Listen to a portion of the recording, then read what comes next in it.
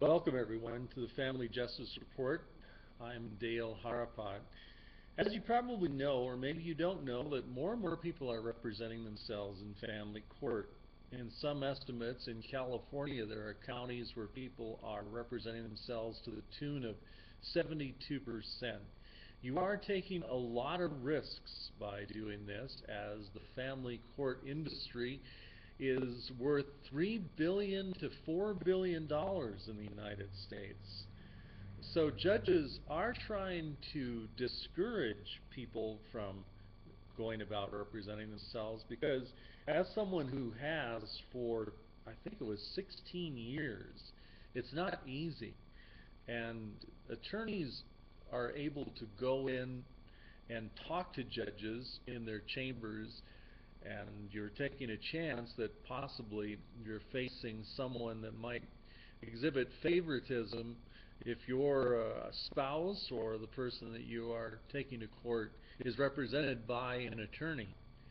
So these are some of the risks that you take in going about taking that challenge of going to family court. One of the mistakes I think that I made as a pro se litigant was trying to maintain a certain composure that attorneys seem to have.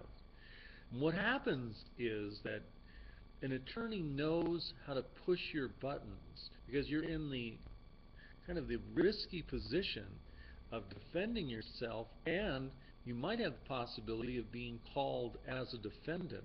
So what happens in a case like that? What do you do? So it's very tricky, but you still can do it. One of the reasons that most people will represent themselves is because of the low cost involved. So in other words, you may be having a tough time in family court, but you are not faced with the fact that you're spending thousands of dollars on a family court attorney.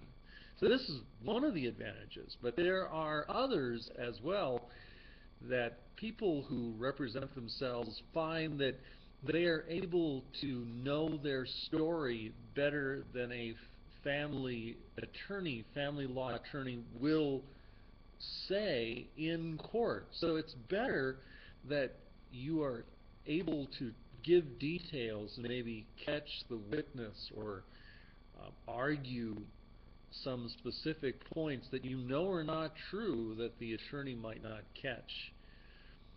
The language that you use in motions is also something that might not be very attorney-like, and so that could be at your disadvantage too. So the most important thing is for you to learn the state statutes, the state proper procedure for filing court documents, and you need to know the local court rules. This is the other way that attorneys generally will have an advantage over you if you are representing yourself in family court.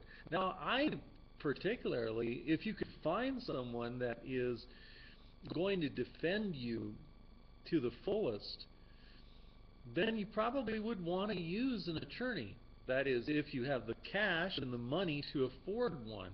But it could go on a long time. Let's just say that you are able to pull off this miracle victory, and I call it a victory or a win, where the children get to live with you, or you possibly have primary custody, or you might have sole custody. The other parent is going to fight back, and this battle could go on forever. So even before you think of defending yourself, I always say it's best to call the other parent, try to maintain some kind of relationship with the mother or the father, so that the two of you could possibly come up with a stipulated agreement that could just be entered into the court and the judge would sign. It's always preferable to going to court, and I think most attorneys would agree with me. This is Dale Harapad on the Family Justice Report.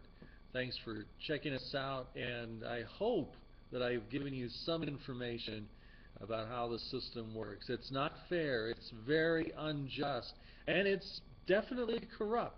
There's a brand new book out called Corrupt Judges you might want to check out. It's on Amazon by Ed Flint. Have a great day.